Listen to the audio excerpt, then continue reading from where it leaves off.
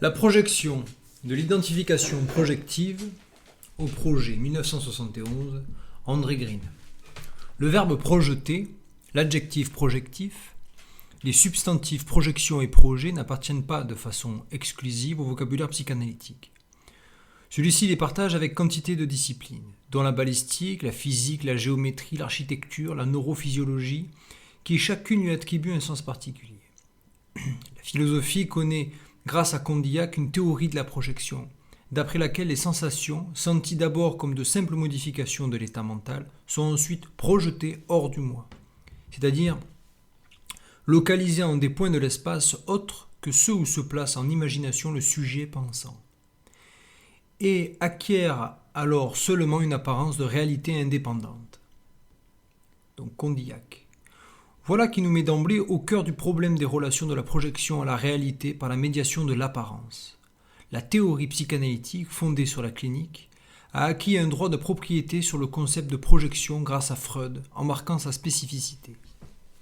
Cependant, il est regrettable que Freud ait abandonné le projet de clarifier ce concept et détruit le projet d'article qui devait figurer dans la métapsychologie. Après Freud, les contributions à la théorie de la projection n'ont pas manqué. Le concept d'identification projective, dominant la métapsychologie issue des travaux de Mélanie Klein et de ses élèves, au premier rang desquels Bion. Depuis quelque temps, on voit sous la plume des psychanalystes un terme qu'on croyait réservé au lexique sartrien et plus récemment encore à celui de la biologie moléculaire, le projet. Où, comment, pourquoi la projection par rapport à ces deux notions ? Alors, petit chapitre, problèmes élémentaires et problèmes fondamentaux. Un certain nombre de faits cliniques et théoriques doivent être relevés avant tout examen de la projection dans l'œuvre de Freud. La projection est liée à un mécanisme de défense dont l'essentiel réside dans une activité expulsive qui consiste à rejeter au dehors, projeter, égale donc cracher, vomir, quelque chose issu du dedans qui est déplaisant, désagréable, voire intolérable, mais qui a déjà été introjecté. Petit 2, la projection a pour effet de situer au dehors, hors du moi, ce qui était jugé indésirable ou trop désiré, et qui était à l'intérieur. Le danger est ainsi externalisé. Petit 3, la projection, en externalisant ce qui est interne, permet de se défendre contre lui au moyen du par-excitation et de traiter ainsi la pulsion, excitation interne, comme une perception, excitation externe. Petit 4, la projection, défense aussi générale que normale, peut devenir pathologique car cette activité entraîne une méconnaissance radicale des pulsions qui habitent le sujet.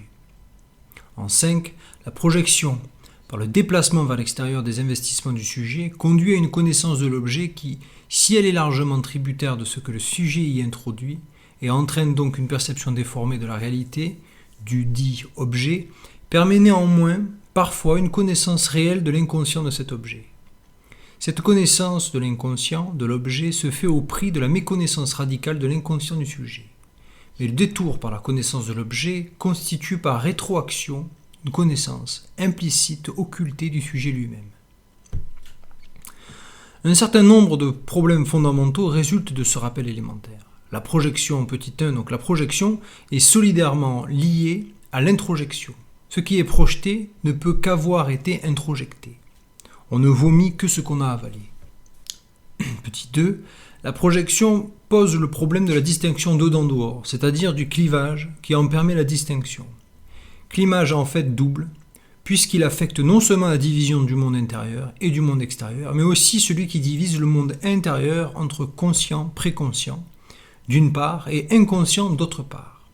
La projection, en 3, la projection est indissolublement liée à la perception. Un passage à la limite permet la transformation d'un champ du ça, le projeté, en un champ du moi, ce qui est perçu par la projection. En 4, la projection est liée à des rapports étroits à la paranoïa. Elle pose le problème des relations entre le transfert nécessaire d'un excès intolérable pour le fonctionnement de l'appareil psychique qui se purge périodiquement de ce qu'il ne peut maîtriser et de la méconnaissance radicale du sujet qui est à l'œuvre dans le délire. 5. La projection nous indique d'une façon contraignante le problème des relations entre le sujet et l'autre, le grand autre. Ce grand autre, nous l'avons vu, est à la fois l'objet d'une certaine connaissance et l'objet d'une méconnaissance, puisqu'il n'apparaît qu'à travers le miroir déformant de l'image que le sujet lui prête, mais qui correspond néanmoins partiellement à une certaine réalité, même déformée. Ainsi, Freud reconnaît-il que tout délire est construit de noyaux de vérité. Ceci suppose donc, petit a, qu'un rapport d'homologie ou d'isomorphie existe entre le sujet et l'objet, puisqu'un noyau de vérité les relie, tous les deux par le moyen du délire. Petit b, que ce rapport de connaissance-méconnaissance s'établisse par le moyen d'une construction. Construction dans l'espace de l'autre du grand autre, et de l'espace de l'autre du grand autre comme externalisation de l'espace interne du sujet. Cette construction est une construction théorique. Une théorie de l'objet qui renvoie à la théorie du sujet par rétroaction comme théorie de ce qui est forclos dans son espace propre. Projection et pulsion, deuxième petit chapitre. Lorsque nous relions avec Freud la projection à la pulsion, nous retrouvons le concept de base de la psychanalyse. La division inaugurale et définitive que Freud établit entre l'excitation interne et l'excitation externe, qui fonde la métapsychologie. La pulsion ou excitation interne est une tension constante, inéliminable, qu'on ne peut fuir. La complexité et l'obscurité du concept de pulsion viennent de ce qu'il joint d'une source somatique interne et d'un objet psychique externe. Ainsi donc la pulsion, la motion pulsionnelle, certains refusent toute différence entre l'une et l'autre, relie une source située au plus profond du corps à un objet situé au dehors de ce corps et qui seul a le pouvoir d'éteindre le foyer de l'incendie qui se trouve en l'occurrence à sa source même. La pulsion est donc vouée à la projection. En se liant pour atteindre l'objet apte à satisfaire son but, elle va effectuer une sortie vers l'objet et va tracer à la motion un parcours qui l'amène à celui-ci, atteignant par là même son objectif. Ce parcours est nécessairement projectif, dans la mesure où il se constitue vers le dehors, là où se trouve l'objet. Nous savons que ce parcours est d'autant plus inéluctable que précisément l'objet manque au sujet, et qu'il n'est pas à sa disposition. Dans la situation idéale, celle où l'objet se présente immédiatement quand il est requis, aucune projection n'a lieu, parce que le parcours est épargné au sujet, qui n'est plus à se porter vers l'objet, puisque celui-ci va au-devant de ses désirs. Nous avons qualifié cette situation d'idéal.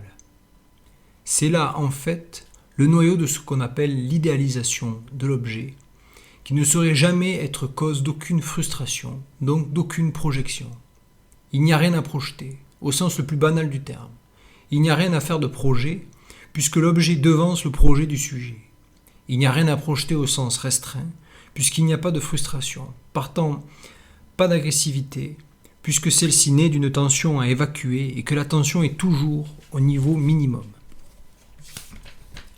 Nous en connaissons la contrepartie aliénante, la dépendance à l'objet nourricier et le blocage de l'activité psychique que nous rencontrons dans les formes de transfert où l'analyste est idéalisé. Mais cette idéalisation est une défense, tout comme la projection, parce que cette situation idéale, comme toutes les situations idéales, n'a aucune chance d'exister. Il y a donc nécessairement frustration et par conséquent projection. C'est là la forme la plus élémentaire de la projection, celle où, après la projection comme mode de constitution de la pulsion, ce qui est projeté est l'indésirable, c'est-à-dire le désagréable, l'intolérable. Une question se pose à laquelle la théorie de la projection a du mal à répondre. Cette projection suppose-t-elle que la distinction entre le dedans et le dehors soit déjà acquise ? Point d'interrogation. Freud y répond par l'existence du moi-réalité du début, qui ferait d'emblée la distinction entre le moi et le monde extérieur par la détection de l'origine interne ou externe des excitations. En ce qui nous concerne, il nous semble que ce qui est essentiel dans ce cas est la tentative d'éloignement de la partie du corps où est ressentie la tension dans un mouvement centrifuge. Il s'agit alors moins d'une projection que d'une excorporation dont la décharge motrice est l'expression au niveau du comportement, cris, pleurs, agitation motrice. Il nous paraît peu important de discuter si le dehors existe en tant que tel à ce moment. Le dehors est alors l'hors de ou l'hors ça. Hors d'ici, démon, sortez de mon corps. Excorporation, exorcisme, c'est tout ce qu'effectue cette première opération. Il y a, à mon avis, projection proprement dite que lorsqu'un objet peut recevoir ce qui est excorporé. Alors se constitue un plan projectif qui accueille et recueille ce qui est projeté.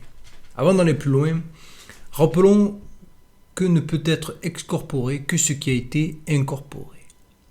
Ceci peut se constituer après coup. En d'autres termes, le bon objet n'est pas ressenti comme bon lorsque le plaisir est obtenu de lui, mais après coup quand il fait cruellement défaut.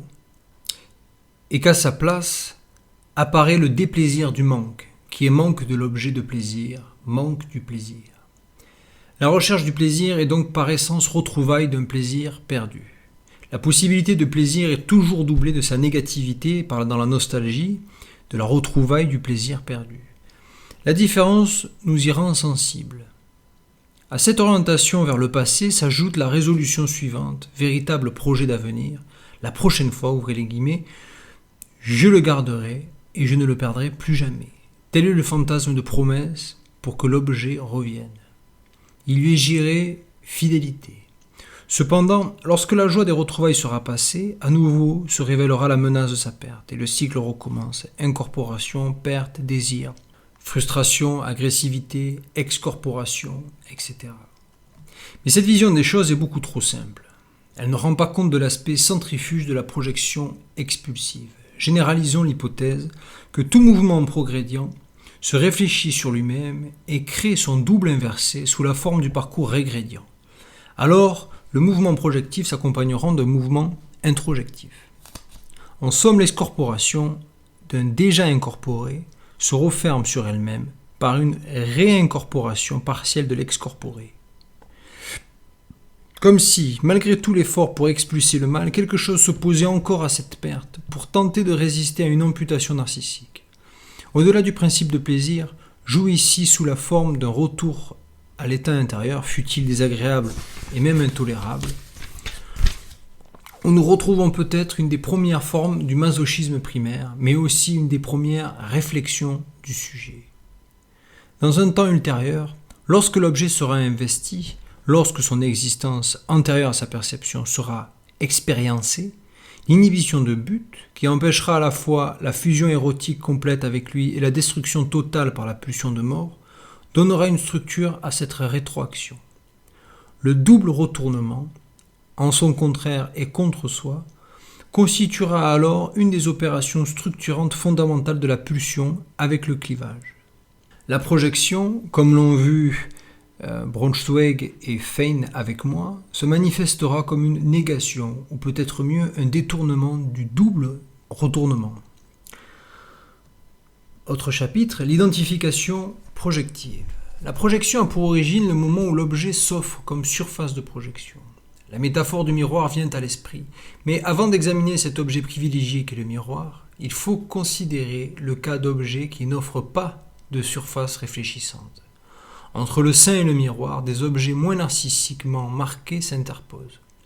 C'est ici que prend place la conception kleinienne de l'identification projective, définie ainsi par Anna Segal. Ouvrez les guillemets.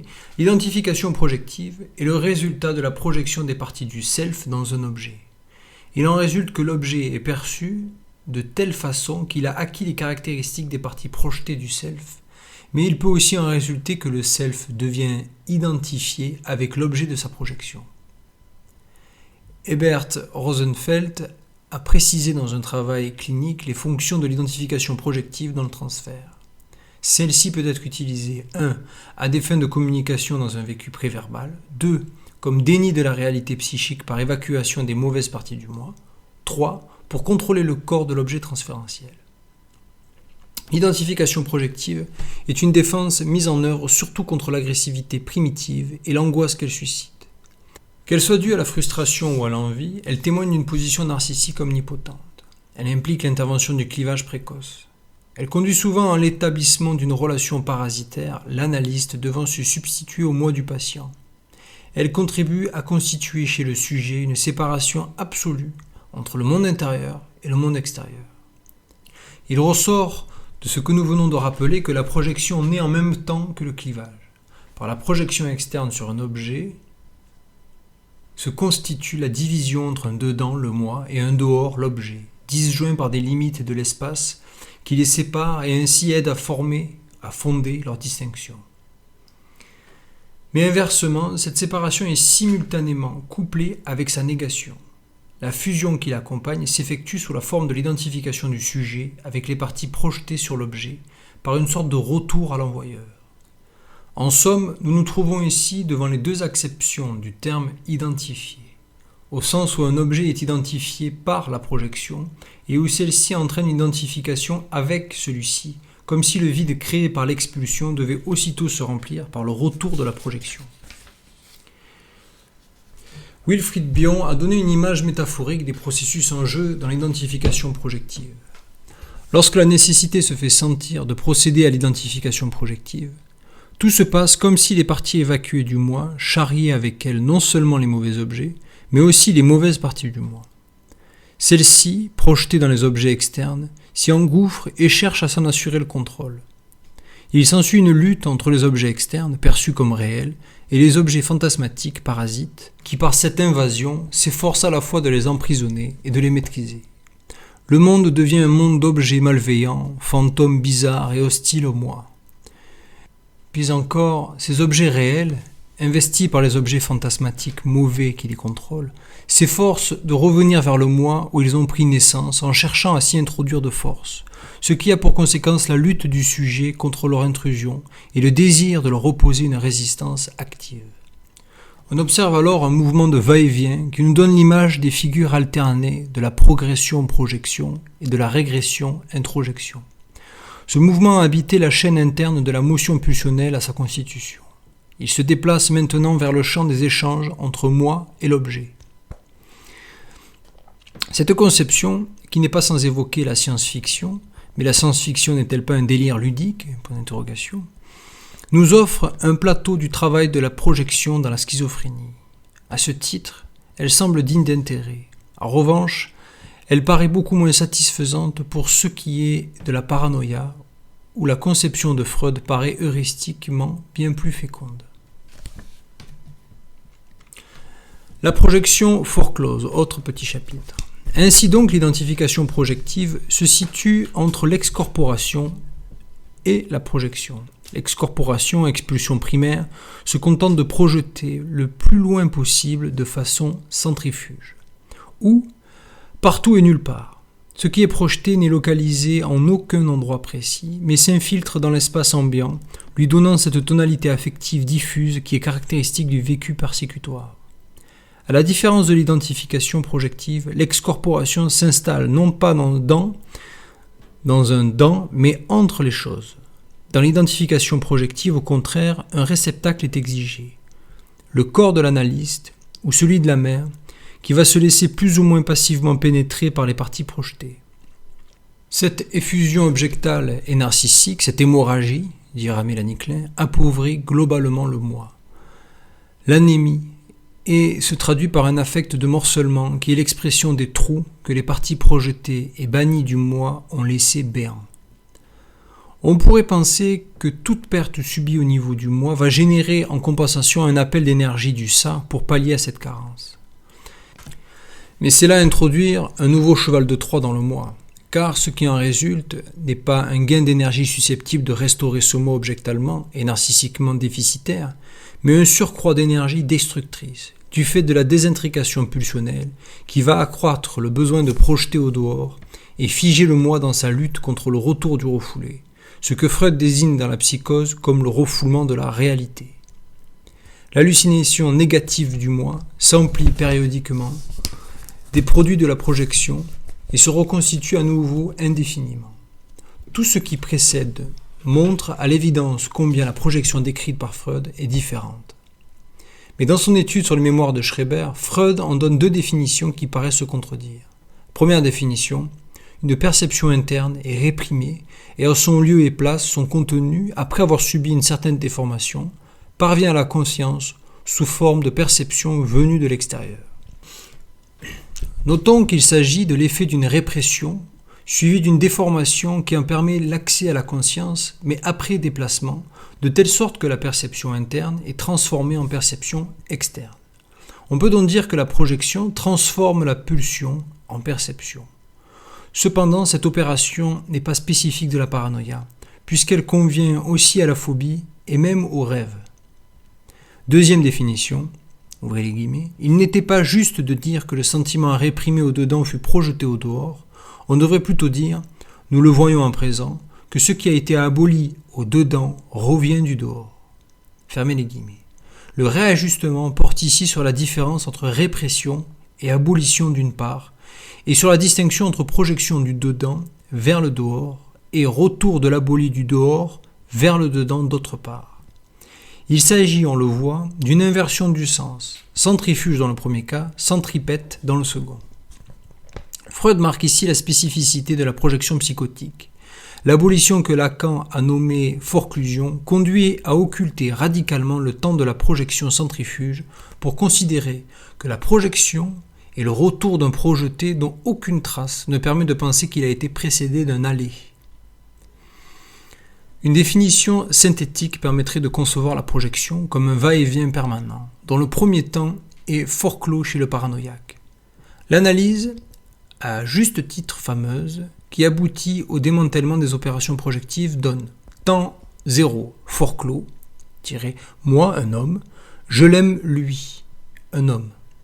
Temps 2, retournement du verbe en son contraire. Je ne l'aime pas, je le hais. Le temps 2, renversement du sujet et du complément aboutissant à un renversement sur la personne propre. Je le hais, il me hait. Temps 3, rationalisation. Je ne l'aime pas, je le hais, parce qu'il me persécute. Le rappel de cette analyse implique un certain nombre de remarques. 0. Notons la division, donc le temps 0. Notons la division moi-je, qui n'est présente qu'en ce temps. Et encore le rapport de mêmeté qu'unit l'amour, homo-érotisme. Moi-je aime un autre lui, même que moi. Le temps 1, l'inversion du sujet, à son contraire, suggère que le rapprochement « je l'aime » se transforme en rejection « je le hais ». L'aversion est la réversion d'un désir conçu comme perversion, l'homosexualité. À ce propos, il faut noter que la formule de Freud « je l'aime » est peut-être peu précise. En fait, il vaudrait mieux dire « je désire être aimé », ce qui implique un désir actif d'être aimé passivement et masochiquement donc. Le renversement du verbe comporte donc un renversement de la passivité en activité, entre guillemets, je l'aime, et en son contraire, je le hais, d'un double retournement. Donc le temps 2, l'inversion du sujet et du complément, suggère un lien identificatoire entre les deux termes, le je et le il, qui peuvent s'échanger ainsi, moi et lui, être lui et moi, être moi. Stricto sensu, il ne s'agit pas véritablement de renversement sur la personne propre. Il me hait par rapport à je le hais implique surtout une forme passive. Je suis haï par lui. Cette formule a l'avantage de conserver le je présent. Le passage au il opère un transfert objectivant. C'est lui qui me hait. La nuance est presque imperceptible entre je suis haï par lui et il me hait.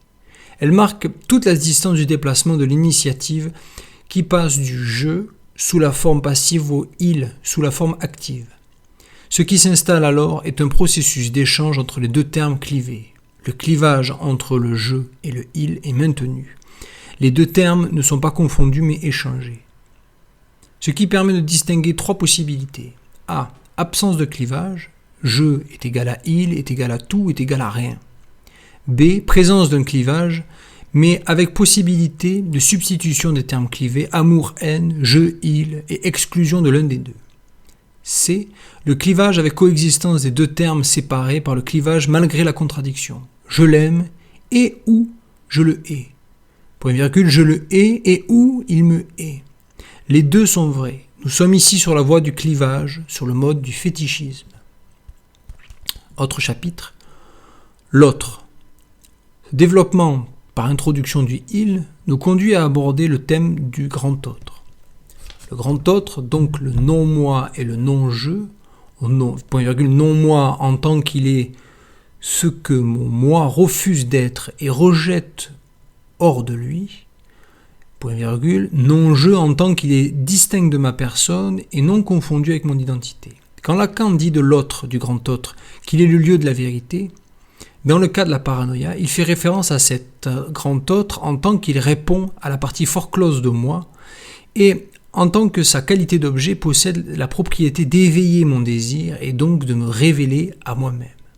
En 1922, Freud va apporter à la projection un complément dont la portée est considérable. Il n'est pas vrai que la projection me confine dans la méconnaissance absolue de la réalité. La projection a une valeur de connaissance et d'accès à une certaine vérité. Ce que je projette sur le grand autre me révèle indéniablement quelque chose sur lui. Ce que le moi de l'objet méconnaît, mais que le sujet projetant reconnaît.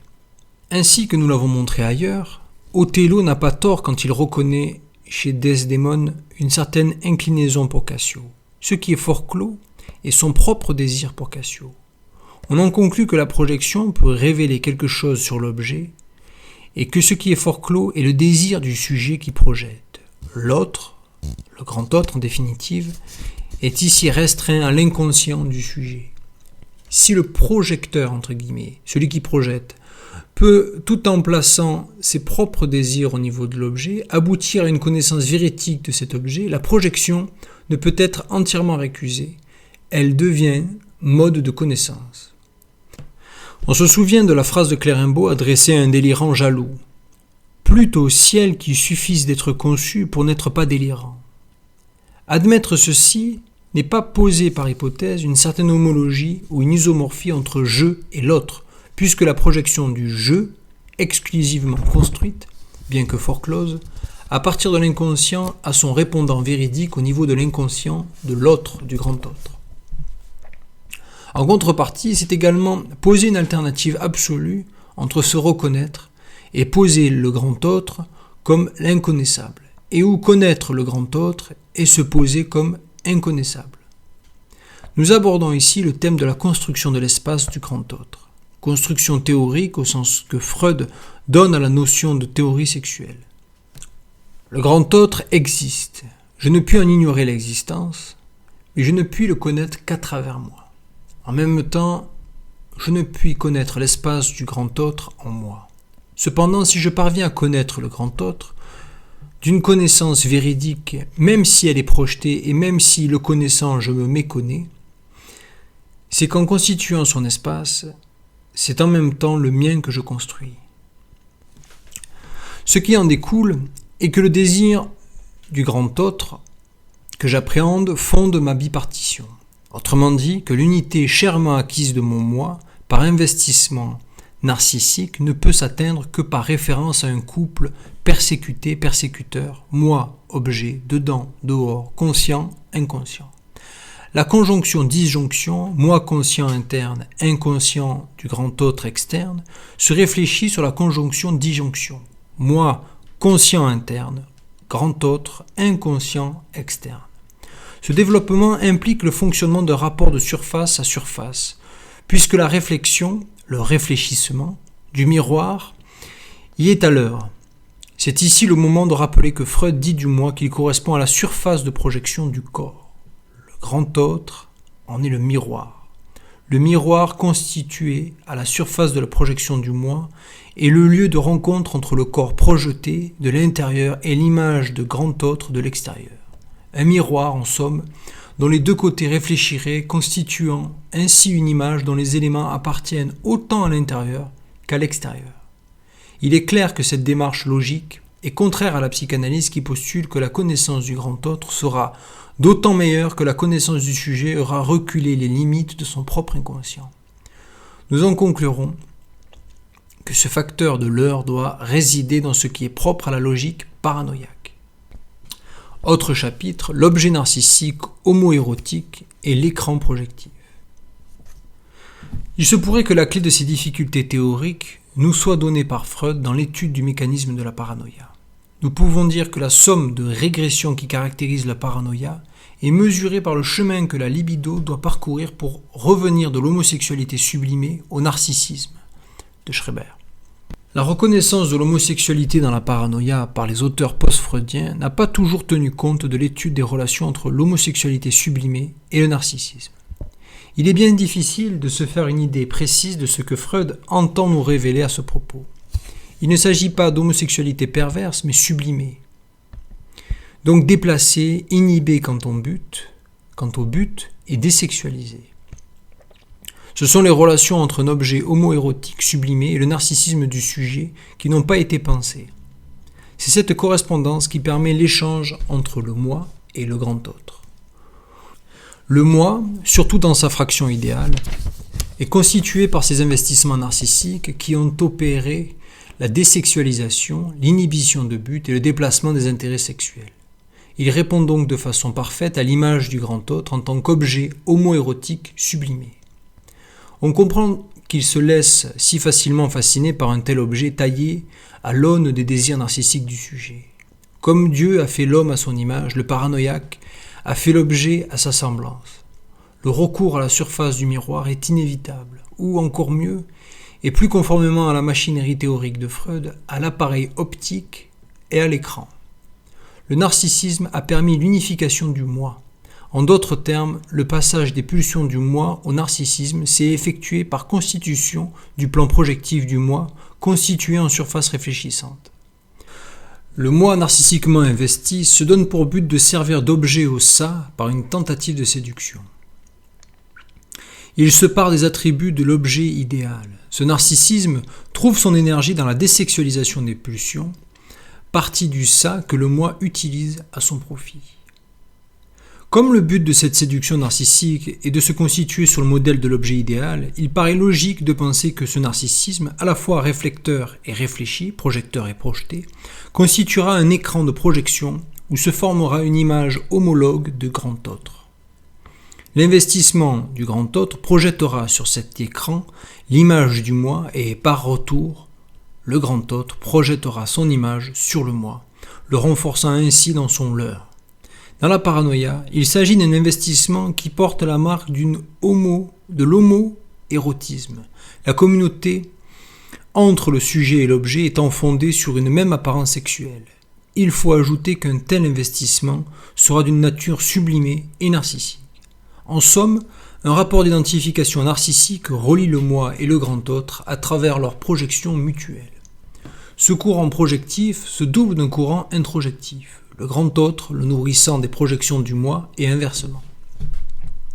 On voit alors qu'à l'écran projectif constitué à la surface du moi répond un autre écran projectif situé hors du moi, dans le miroir que constitue le grand autre. Le caractère aliénant de cette situation est que ni le moi ni le grand autre ne peuvent se localiser réciproquement, car le jeu de miroir qui en résulte renvoie constamment du miroir interne du moi au miroir externe du grand autre. Lorsque le paranoïaque en fait l'expérience, il ne sait plus où il est. Il n'est plus sûr de l'efficacité projective. Le clivage perd sa fonction séparative, il se dépersonnalise. Le grand autre dans la paranoïa, l'objet du désir, constitue l'écran blanc sur lequel va pouvoir s'inscrire le film intérieur du sujet. Celui-ci, rencontrant la surface propice à en recevoir les signes, va en distribuer les figures propres à réfléchir au sujet projetant les structures de son narcissisme. La mise à l'extérieur est corrélative de l'effacement interne, comme si plus on voyait les choses dehors, plus se constituait l'écran blanc du dedans. Plus le grand autre donne de signes à voir, plus le sujet est blanchi. Absous de ses désirs, il devient une surface vierge recevant passivement les messages du grand autre. Dès lors, fasciné par le grand autre dans le réel, son œil va être pris dans la toile de l'écran. Il ne fait plus la distinction entre l'œil de la caméra et l'image sur l'écran. L'œil est dans la toile, confondu avec l'image de l'écran et fait partie intégrante de la figure projetée. Il constitue l'écran et la projection par une seule opération. Cette position est l'inverse de celle du névrosé, à qui n'est pas épargnée la fascination, mais qui néanmoins conserve la possibilité de se voir voyant, l'œil se faisant complice du spectacle, dans la mesure même où il s'y voit avec le regard d'un grand autre absent du spectacle. Dès lors, la clé de l'énigme est dans ce rapport narcissique, ce qui est conforme à la clinique, car il s'agit de psychose paranoïaque. Il se pourrait que les choses soient plus compliquées. Nous avons reconnu à la projection paranoïaque le maintien du clivage avec échange des termes.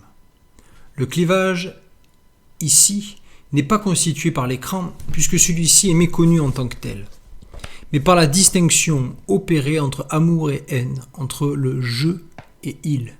En somme, ce n'est pas tout l'œil qui est projeté, mais, sans jeu de mots, le mauvais œil, celui dont il faut se débarrasser.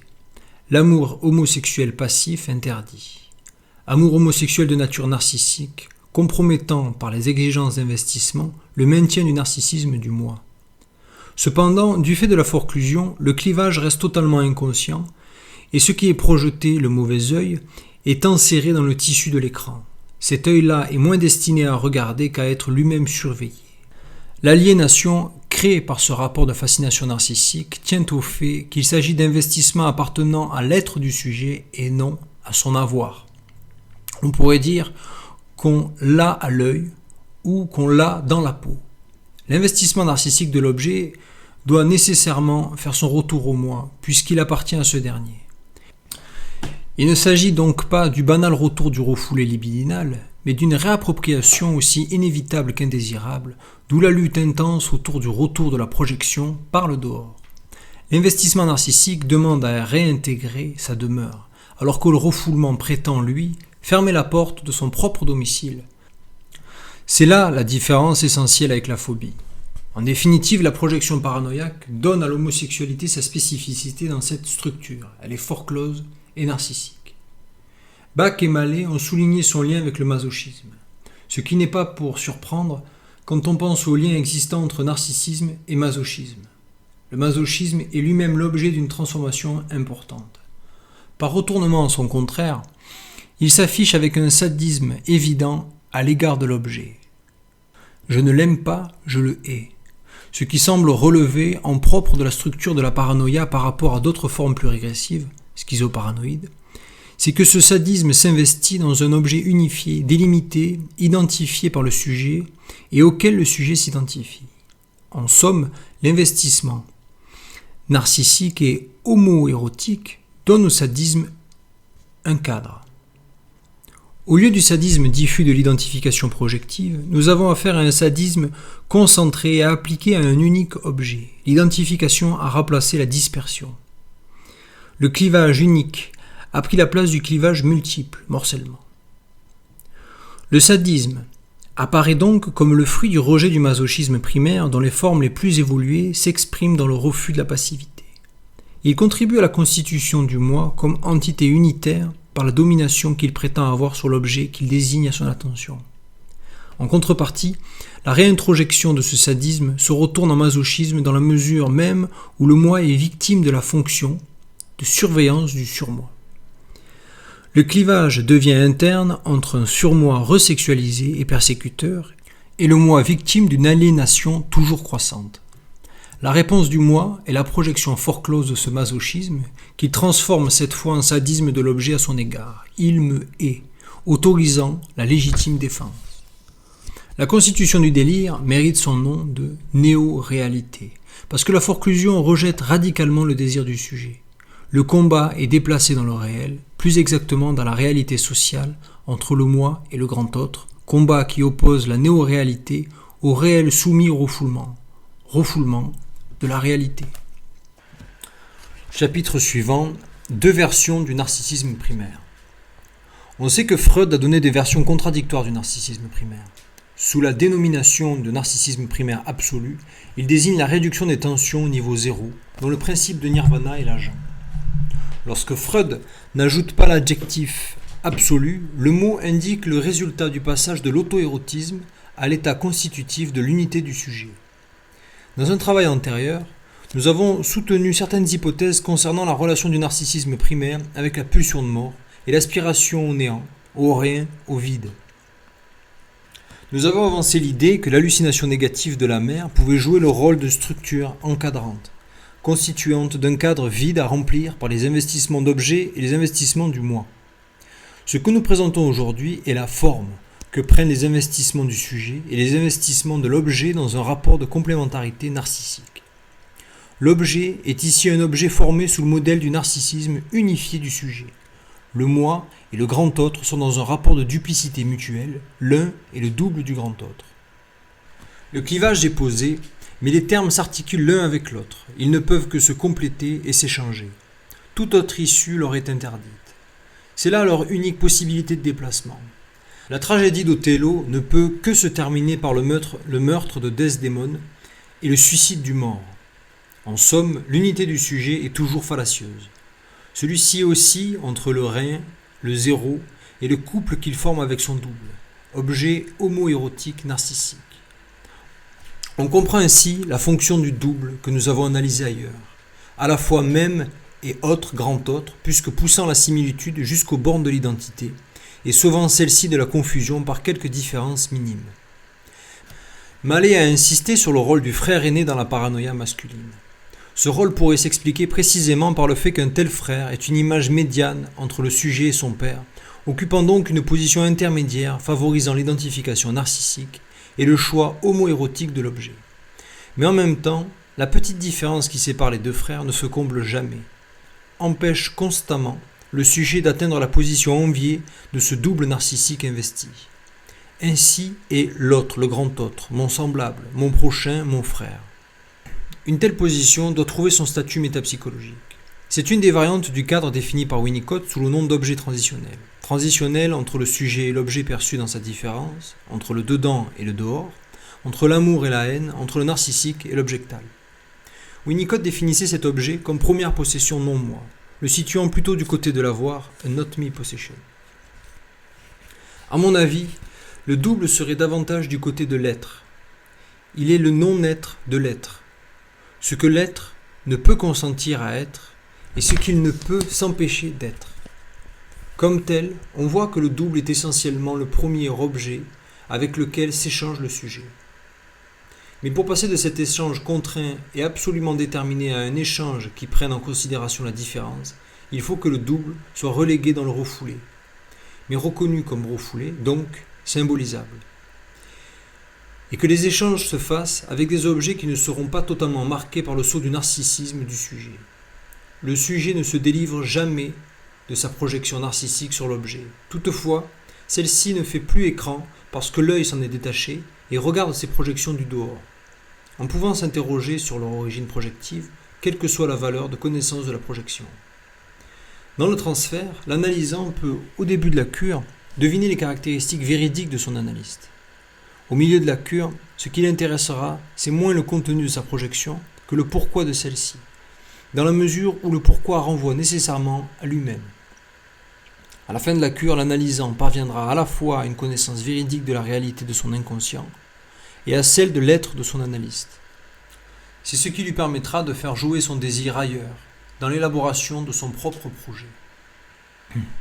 Chapitre suivant, de l'identification projective au projet. Nous sommes passés de l'identification projective au projet si nous admettons que le désir est toujours projet. Le parfum d'existentialisme qui se dégage de ce terme ne doit pas nous empêcher de l'adopter. Ce que nous voulons souligner à présent est que chacune des phrases a son correspondant dans une série complémentaire. À l'excorporation, du début répond l'incorporation, la prise dans le corps du sujet de l'objet qui sera expulsé. À l'identification projective de Melanie Klein répond l'identification introjective, dont nous rappelons la définition selon Hélène Segal. Elle est le résultat du processus par lequel l'objet est introjecté dans le moi, qui s'identifie ensuite soit avec quelques-unes de ses caractéristiques, soit avec toutes celles-ci. À la projection répond l'introjection.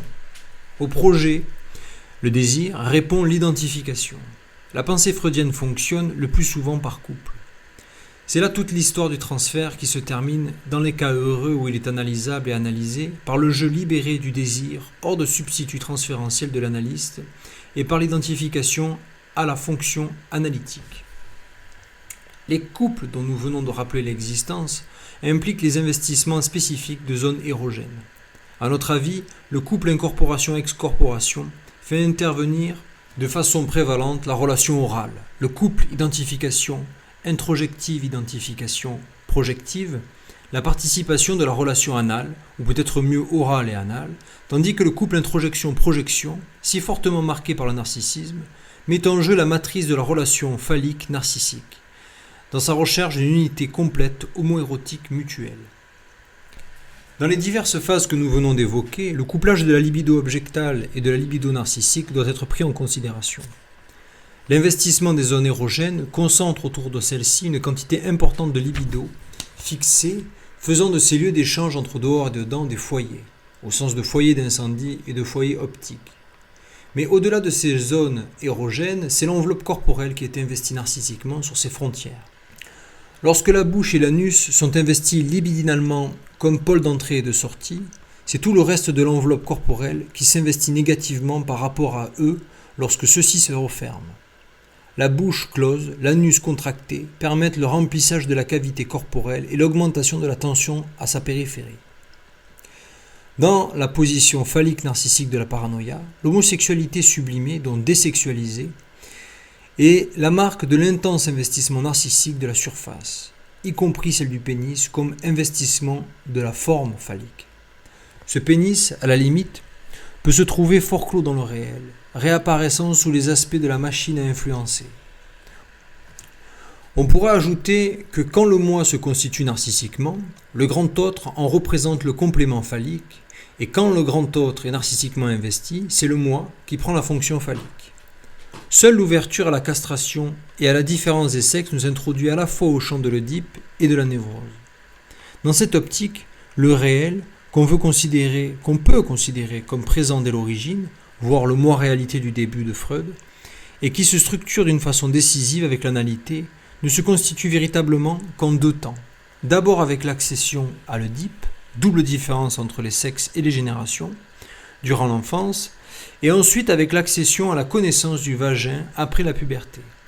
La réalité sexuelle est la matrice d'une accession au réel.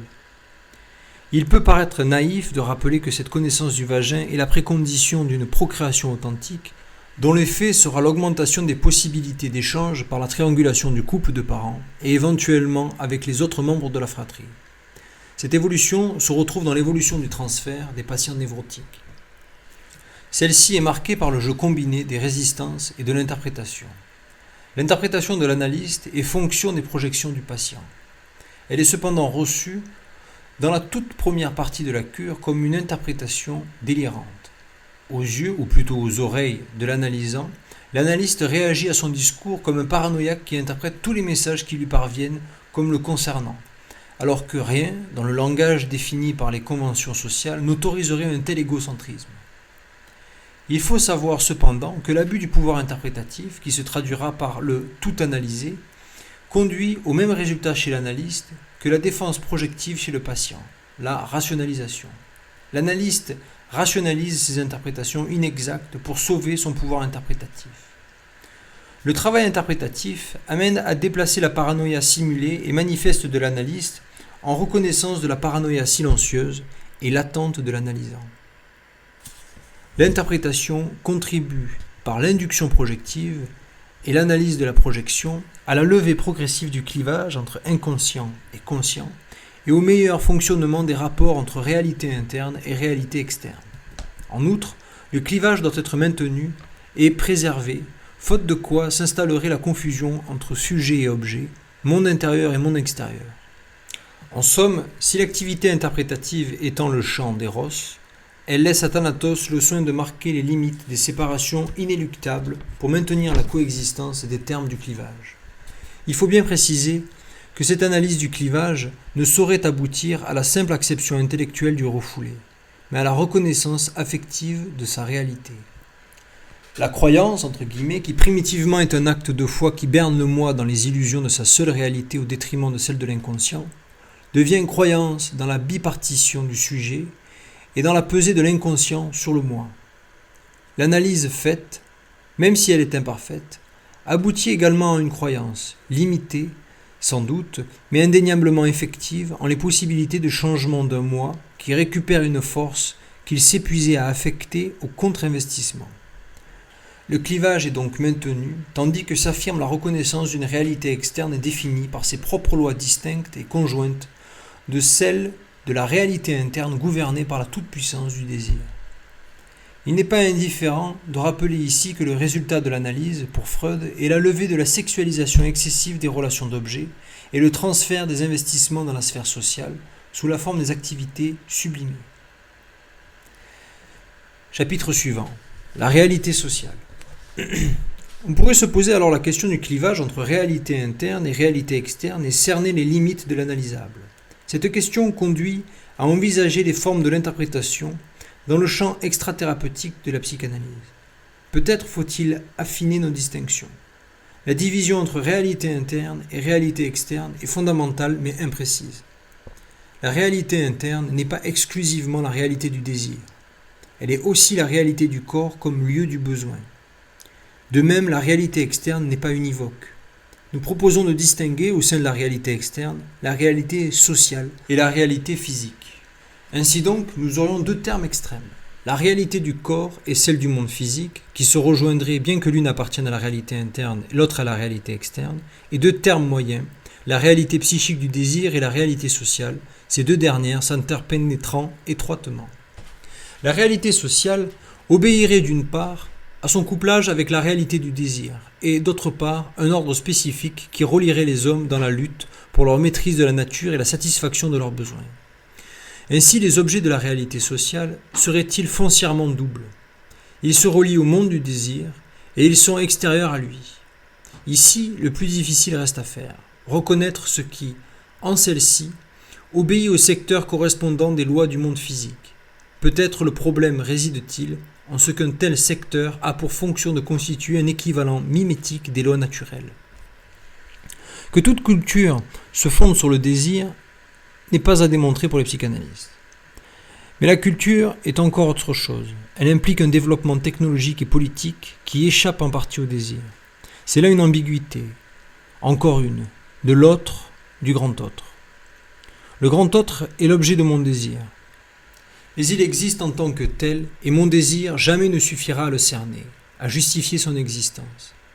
Il échappe à mon appréhension non seulement parce qu'il est l'objet d'un désir jamais assouvi, qui laisse au manque sa place inaliénable, mais aussi parce qu'il existe même quand il s'exclut de mon champ. Cette distinction fonde le clivage entre l'objectal et l'objectif. Reste à savoir si l'objectif peut être l'objet d'étude du psychanalyste quand il outrepasse l'objectivité du désir. Il faut remarquer combien la position de Freud comporte un choix difficile. Matérialiste, convaincu, il croit à l'objectivité du monde de façon inébranlable. Et cependant, il croit aussi que ce monde objectif est inconnaissable du fait de l'immense part de subjectivité qui entache nos jugements. Rien pourtant qui invite chez lui au scepticisme, mais au contraire à l'inlassable travail de connaissance pour parvenir à la plus grande objectivité possible, tant dans la connaissance du monde intérieur que dans celle du monde extérieur. On remarquera que cette position implique que tout ne soit pas intégralement subjectif dans notre connaissance de la réalité, ni intégralement objectif non plus. Et puisque la paranoïa est restée au centre de cette étude sur la projection, nous pouvons, à titre hypothétique, désigner sa place dans la culture au niveau de la réalité sociale.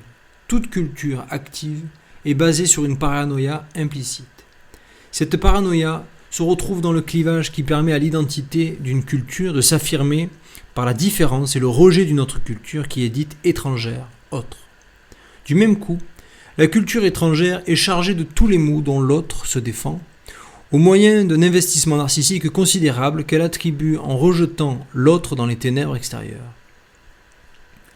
Le mal qu'elle ne veut pas reconnaître en elle, elle le dénonce impitoyablement chez l'autre.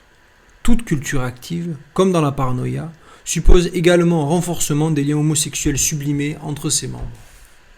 La sublimation est toute relative dans la mesure où, justement, l'activité de la culture se traduit par une resexualisation considérable des rapports sociaux. Il n'est pas excessif de parler alors de paranoïa culturelle. Enfin, autre caractéristique propre à la psychologie collective, les membres d'une culture active tendent à substituer leur idéal du moi, l'objet appréhendé sur le modèle du Père Tout-Puissant de la horde primitive. Aujourd'hui, les dieux sont morts et le grand autre, en tant que lieu de la vérité, se trouve incarné dans le chef divinisé. Les vieilles structures sociales meurent et renaissent indéfiniment. On peut se demander si la condition de l'activité d'une culture ne réside pas dans sa paranoïa, appelée idéologie ou mystique du groupe, selon Bion. La vocation messianique fait partie de l'idéologie de toute culture active. Elle s'étaye sur le rapport idéalisant qu'elle entretient avec elle-même, justifie ses exactions par le fait qu'elle ne se propose que l'élimination du mal, préoccupation fondamentale du paranoïaque, après quoi régnera l'âge d'or de la béatitude partagée, les retrouvailles avec le paradis perdu. Nous ne rejetons pas toutes les cultures dos à dos, puisque nous n'avons pas eu en vue que les caractéristiques de la réalité sociale qui appartiennent au monde du désir, et que nous avons soutenu au contraire que le monde du désir ne suffisait pas, à lui seul, à cerner une réalité sociale qui comporte les caractéristiques objectives. Lorsque Freud clôt Malaise dans la civilisation, en faisant allusion à la destruction possible de l'espèce humaine et à l'angoisse qui en découle, ce n'est pas l'angoisse névrotique qu'il parle à ce moment, mais de la Realangst, l'angoisse devant un réel danger.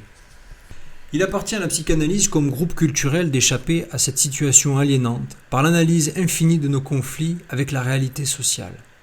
Les autres groupes psychanalytiques et, en notre sein, entre les diverses catégories qui clivent le groupe en sous-groupes. Cette analyse permanente, entre guillemets, doit poursuivre la double tâche d'aller aussi loin que possible dans les limites de l'analysable et de reconnaître l'existence de l'extra-analytique, selon la formule de Jean-Luc Donnet, comme être objectif. Encore une des impossibilités de notre métier, puisqu'il appartient à chacun de prendre la responsabilité de dessiner les frontières mouvantes pour savoir où il met les pieds. Denise Braunschweig, dans Psychanalyse et réalité, nous révèle que la réalité n'est pas le réel. La réalité est ce qui se passe dans le réel.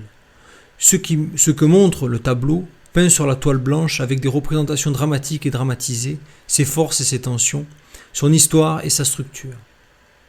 Le réel est le cadre vide ou la toile blanche de l'écran projectif, tout à fait indifférent à ce qui se passe sur ce tableau qui est inscrit dans le cadre ou sur la toile. La réalité est dramatique, le réel est neutre. Que la planète retrouve son mythique âge d'or ou qu'elle s'autodétruise n'influe en rien sur le réel. De toute façon, il continuera d'exister sous une forme ou sous une autre, qu'il y ait ou non quelqu'un pour le constater, en rire ou en pleurer. Fin de l'article.